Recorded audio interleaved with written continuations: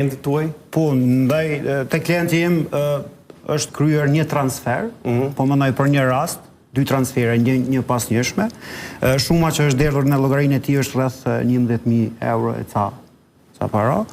Por çka dua të them, ndërkohë Panduri, unë konsideroj që shumica prej këtyre cilët janë subjekti i këtij hetimi kanë me dalë që janë të mashtruar edhe të rënë lajthitje prej personave të cilëve janë caktuara të cilët ju kanë besu. Unë konsideroj që gjeneza e këtij rasti fillon nga vetë byroja. Pra, veç me spiku që është shumë e rëndësishme.